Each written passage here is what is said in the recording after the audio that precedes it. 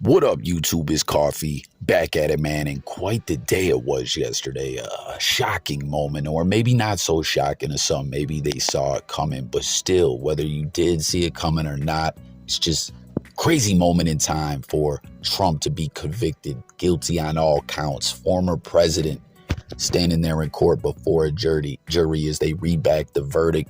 You're guilty. Trump's a convicted felon. It's bonkers. Whether you support him, you don't support him, whatever the case may be, just the fact that someone who sat up in the Oval Office of the White House, the leader of the free world, if you will, that's how many reference the president. Some may say that's not really the case. Some say it is. As always, let me know all your thoughts on everything we're talking about. But the man that sat in the Oval Office is a convicted felon. Now, as I was talking about yesterday, what's next, right? This is where things, I guess, get a little tricky. I mean, criminal court, a court of law, I'm familiar with how the process works, but it seems it's, a little different in this situation in many ways. But you see here, Wack100, right? And for anyone tuning into this story who is not familiar with Wack100, he manages rappers. He's involved in a lot of business dealings and stuff like that. And he also spends a lot of his time on the internet yelling on an app at people about all kinds of ish, playing gossipy, juvenile-like games. He's quite the character, man. But you see, as he's made it clear for a long time, a couple years now, he supports Trump. He's a Trump guy.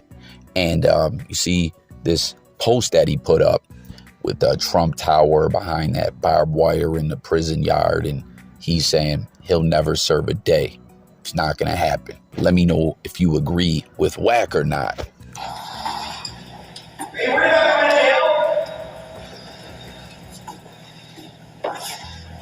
This was a disgrace. This was a rigged trial by a conflicted judge who was corrupt. It's a rigged trial, a disgrace. They wouldn't give us a venue change. We were at 5% or 6% in this district, in this area.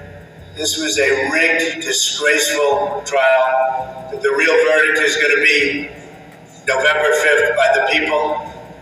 And they know what happened here, and everybody knows what happened here. You have a Soros-backed DA, and the whole thing, we didn't do a thing wrong. I'm a very innocent man, and it's okay. I'm fighting for our country. I'm fighting for our Constitution. Our whole country is being rigged right now. This was done by the Biden administration in order to wound or hurt an opponent, a political opponent. And I think it's just a disgrace. And we'll keep fighting. We'll fight till the end and we'll win. Former President Donald Trump is set to be sentenced July 11th, days before the Republican National Convention in Milwaukee. GOP leaders who remain resolute in their support in the aftermath of the verdict are expected to formally make him their nominee. That pleases Trump supporter Debbie Machia, who joined others outside the entrance to Mar-a-Lago, Trump's Florida residence. We're here to support the president like we always do. And that's it. Simple as that. Luke Waterman was pleased to see Trump convicted. There's so many other horrible things he's done and lied about and put the country through. Trump is expected to appeal the verdict and return to campaigning. He's expected to appear Friday at Trump Tower and to hold fundraisers next week. I'm Norman Hall. So you see Trump's reaction there, right? He's like, yo, it's corrupt, crooked. They wouldn't give me a change of venue. It's a corrupt. It's all bullish, just basically diminishing any legitimacy of what everyone saw there. He's basically, referencing to it all as a farce. And you heard him say Biden's behind it. It's a political matter is what it all comes down to. But you know what was so crazy about that video? I swear to God, like, where did it seems they shot that of him just walking right out of the courtroom. And it just felt like a movie, right? Who shot that?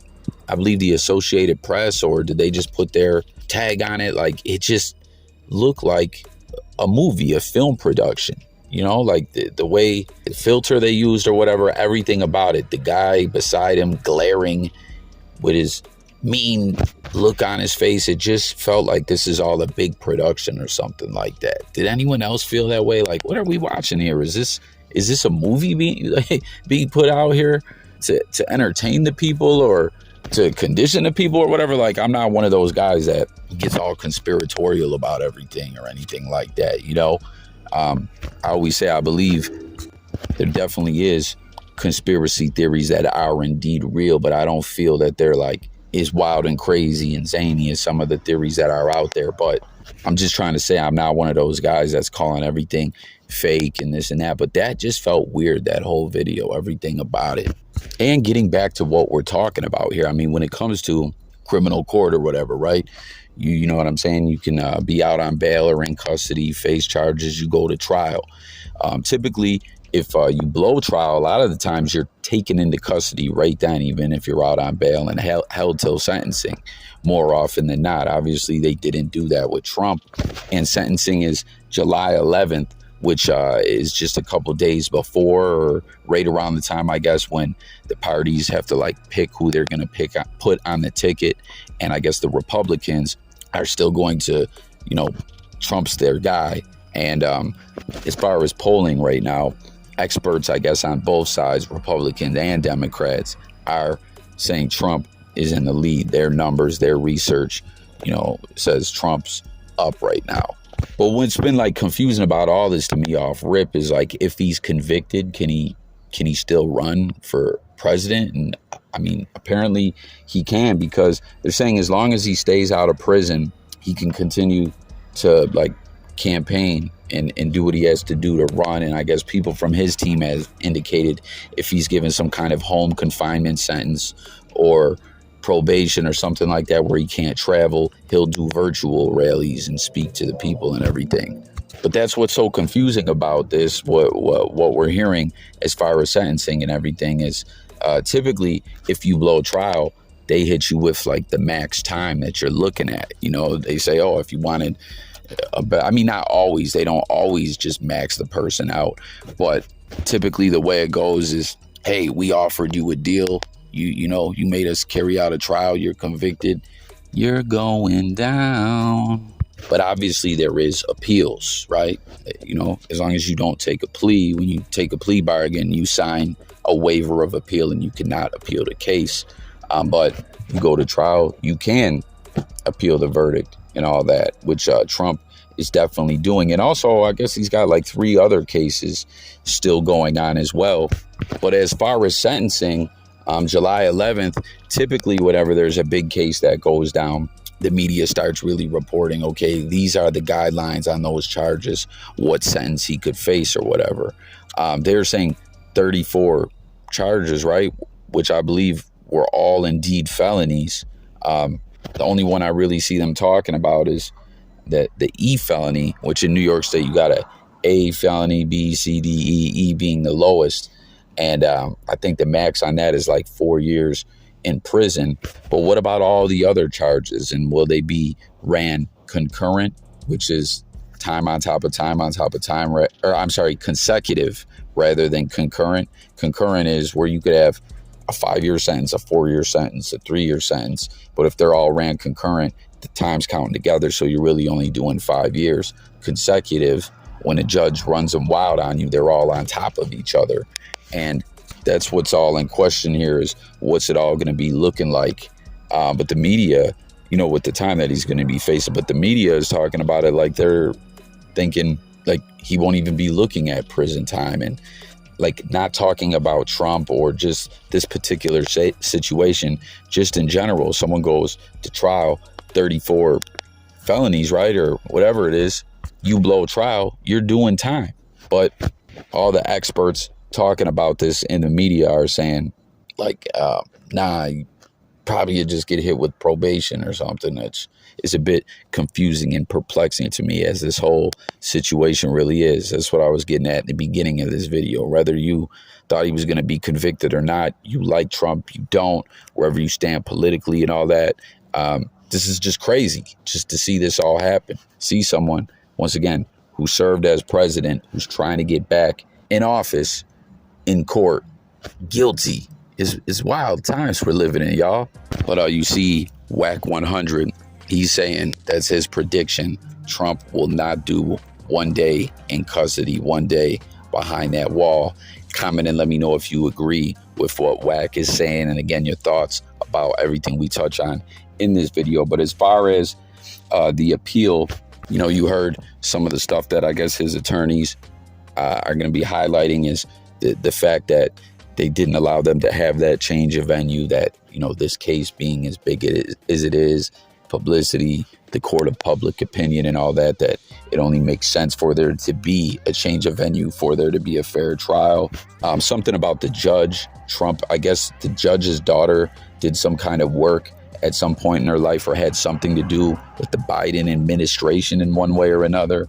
So it's like a conflict of interest is what Trump's team is saying, and Trump. And an expert witness that Trump's defense team wanted to call up, the expertise that they were seeking in reference to this case was federal finance campaign laws. So, stuff about campaign money, what's legal, what's not, the laws and the interpretation of them. And based on motions in court and everything, the judge came to a decision that said that if he was called up as an expert witness, he would not be allowed to speak on the campaign laws, the legalities, and what's what when it comes to dealing with the money, which is the pure reason Trump's team wanted to have them up there, to basically show that he didn't misuse any money. But the judge ruled against that witness was only allowed to give just general info. And, the defense was like, what's that going to do for us? And why can't he delve in deeper and speak about the campaign laws and misusing funds and all that? I guess that was, a very big part of the trial, that they wanted the jury to understand the expert witness's explanation of the laws.